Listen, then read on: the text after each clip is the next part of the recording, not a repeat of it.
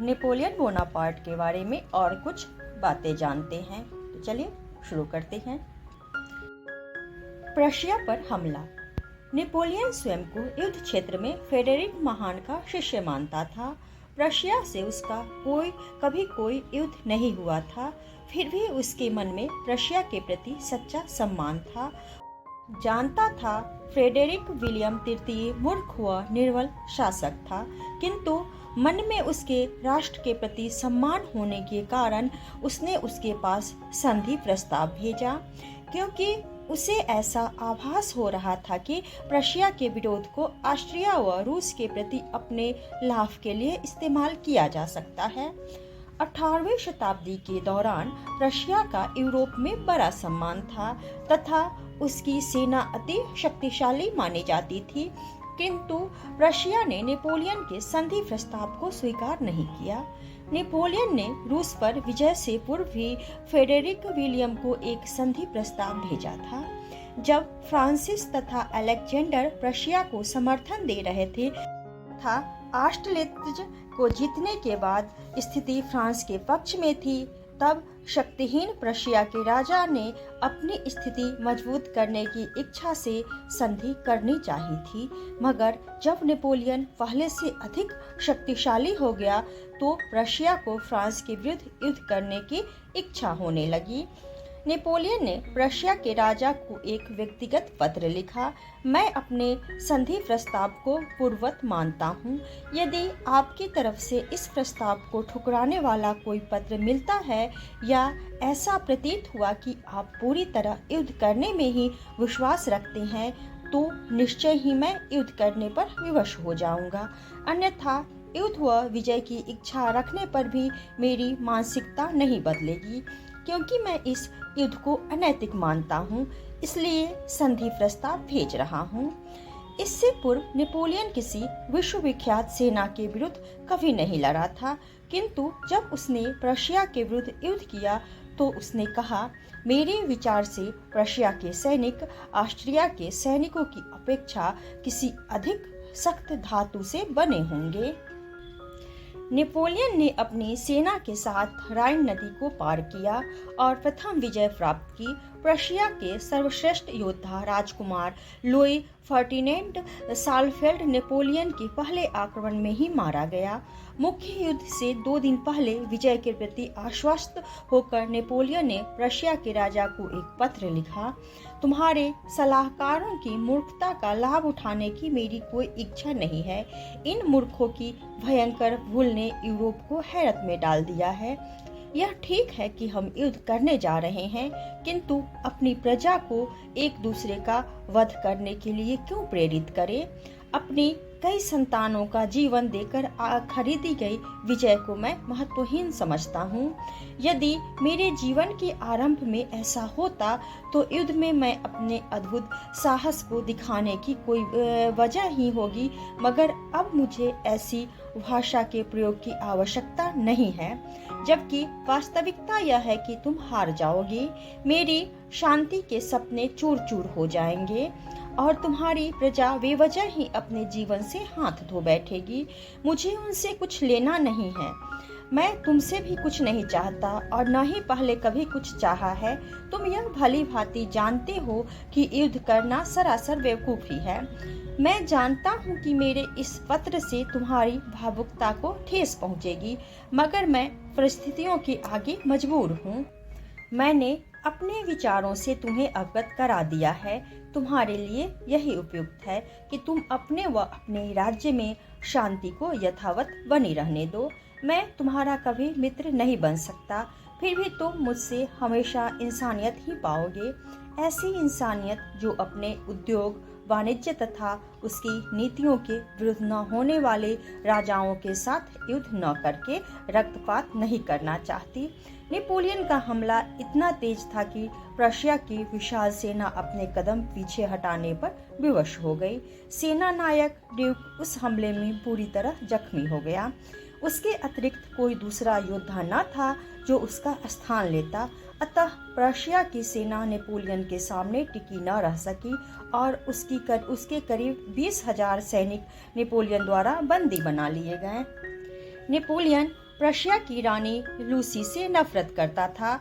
उसके विचार से उस राजनीतिक महिला ने अपने देश तथा अपने पति को संकट में डाल दिया था, क्योंकि उसका पति शांतिप्रिय व्यक्ति था, किंतु लूसी ने ही उसे युद्ध के लिए भड़काया था। अगर वह चाहती तो सम्मान सहित शांति व्यवस्था बनी रहती। प्रशिया पर विजय प्राप्त कर जब नेपोलियन ने राजमहल में प्रवेश किया तो रानी लूसी हड़बड़ा गई। उसने नेपोलियन के मुंह पर थूकने की कोशिश की, किंतु नेपोलियन के अंगरक्षकों ने उसके इस प्रयास को विफल कर दिया। अतः नेपोलियन ने उसके नारीत्व की संपूर्ण गरिमा के आवरण को उतार फेंकने का निश्चय किया। उसने एक सरकारी पत्रिका में रानी लूसी पर व्यंग प्रकाशित कराया था। वह एक सुंदर काया वाली किंतु विवेकहीन महिला है। उसने अपने देश को संकट में डाला, अतः वह दंड की अधिकारी है।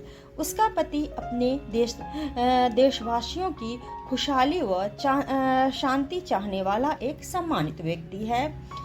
नेपोलियन की चौकन्नी दृष्टि ने सिंहासन के पास रखी सबसे कीमती चीज देखी, जो कि प्रशिया के पूर्व जनरल फेडेरिक की तलवार थी। यह तलवार बहुत ही वजनी और शानदार थी। नेपोलियन ने तलवार को उठा लिया और मन ही मन बुदबुदाया। इसी तलवार के दम पर एक बार जनरल फेडेरिक ने फ्रांस को परास्त किया था। यद्यपि फ्रांस ने खुद को रशिया की अधीनता से मुक्त करा लिया था। उसने रानी लूसी पर खुलकर व्यंग करते हुए कहा, रानी के कमरे में जार का चित्र पाया गया, जो उसे खुद जार ने ही दिया था। उसके साथ राजा जार के साथ हुए पत्राचार का विवरण भी था। ये लेख सिद्ध करते हैं कि वे राजा कितने अभागे हैं, जो अपनी पत्नियों को राजकीय मामलों में हस्तक्षेप करने की अनुमति देते हैं। सरकारी कागजात खुशबूदार तेल तथा इत्र आदि से तर थे। इससे जाहिर होता है कि ये कागजात सौंदर्य प्रसाधनों के साथ रखे थे। नेपोलियन ने प्रशिया को अपने अधीन कर रूस की तरफ रुख किया। हालांकि रूस पर वह पहले ही विजय पताका फहरा चुका था, किंतु अभी संधि करनी शेष थी, जिसका मसौदा तैयार किया जा चुका रहा था।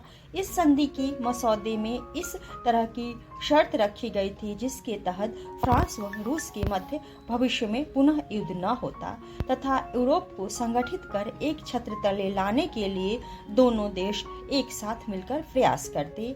उन दिनों लोकतंत्र नहीं था, जिसके तहत जनता अपना शासक स्वयं तथा तय करती है। तब जो भी राष्ट्र पर अधिकार कर लेता था वही देश का शासक कहलाता था। नेपोलियन भी एक ऐसा ही तानाशाह था, जो सर्व स्वीकृति से नहीं बल्कि अपनी शक्ति के बल पर राजा बना था। यद्यपि उसे फ्रांस की जनता बहुत प्यार करती थी और वह फ्रांस का सम्राट था, किंतु फ्रांस में उसकी हैसियत एक सुप्रीम कमांडर जैसी थी। वह एक अड़ियल शासक तथा महान सेना नायक के रूप में विख्यात था। इसी वजह से नेपोलियन फ्रांस के प्रति सदैव चिंतित व शंकित रहता था। उसे सदैव यह चिंता रहती थी कि कहीं वह विजय अभियान पर निकला और उसके पीछे फ्रांस पर कोई और अधिकार कर ले। जिस तरह उसने ताकत और बुद्धि के बल पर फ्रांस के निदेशकों के हाथों से सत्ता छीनी थी और खुद तानाशाह बन बैठा था, उसके दुश्मन असंख्य थे, जिनमें बाहरी व्यक्ति तो थे ही, उनमें परिवार के सदस्य तथा निकट रिश्तेदार भी शामिल थे, जिन पर विश्वास न करते हुए भी नेपोलियन को विश्वास करना पड़ रहा था। संधि प्रस्ताव को अंतिम रूप देने के लिए जब नेपोलियन जार से मिलने रूस की सीमा पर पहुंचा, तो वह दोनों ओर से शत्रुओं से घिरा हुआ था, किंतु उसे इस बात का जरा भी खौफ नहीं था। नेपोलियन और जार करीब 15 दिनों तक वहां एक शिविर में एक साथ रहे। इस बीच रूस व फ्रांस में चल रही शांति वार्ता का संधि पत्र तैयार हुआ। दोनों 15 दिनों तक दो घनिष्ठ मित्रों की भांति रहे, साथ साथ घुड़सवारी की तथा आसपास फैले प्राकृतिक सौंदर्य के अवलोकन का आनंद उठाया। उनका शिविर मेमल नदी के किनारे था। नदी की पश्चिम दिशा में फ्रांस की चौकियां थी, तो पूर्व में रूसी चौकियां थी। 15 दिन बाद दोनों ने संधि पत्र पर हस्ताक्षर किए। इस संधि के अनुसार एल्बी तथा मेमल के बीच विशाल साम्राज्य में एक के मध्य एक विभाजक रेखा खींचकर उन्हें विभक्त कर दिया गया। पोलैंड पर जार तथा प्रशिया पर नेपोलियन का अधिकार हो गया। रूस से फ्रांस की संधि की खबर सुनकर प्रशिया का राजा नेपोलियन के साथ अपने संबंधों को सामान्य बनाने की चेष्टा करने लगा, किंतु नेपोलियन इसके लिए तैयार नहीं था। उसने प्रशिया को भयंकर युद्ध के बाद जीता था। उस युद्ध में दोनों तरफ से भारी रक्तपात हुआ था, जबकि नेपोलियन की युद्ध करने की जरा भी इच्छा नहीं थी। इसी कारण उसने प्रशिया के पास शांति वार्ता करने का प्रस्ताव भी भेजा था, किंतु प्रशिया ने वह प्रस्ताव ठुकरा दिया था। सैनिकों का लहू बहाकर जीते गए इस राष्ट्र को नेपोलियन अपनी निजी संपत्ति मानता था, मगर वह प्रशिया के राजा के स्वभाव से परिचित था कि वह अत्यंत सज्जन तथा शांतिप्रिय पुरुष है। इसी कारण अब तक उसका व्यवहार प्रशिया के राजा के प्रति सख्त नहीं था। इसलिए वह उसके निमंत्रण पर उसके महल में चला गया, जहां उसने प्रशिया के राजा की काफी आलोचना की, जिसे प्रशिया का राजा अस्तित्व की रक्षा तथा सुरक्षा के कारण शांत भाव से सुनता रहा। प्रशिया की रानी ने नेपोलियन का स्वयं स्वागत किया और अपने व्यवहार के लिए क्षमा याचना की। तो आज के लिए इतना ही। अगर आप लोगों को यह वीडियो पसंद आए तो वीडियो को लाइक करें और चैनल को सब्सक्राइब करें।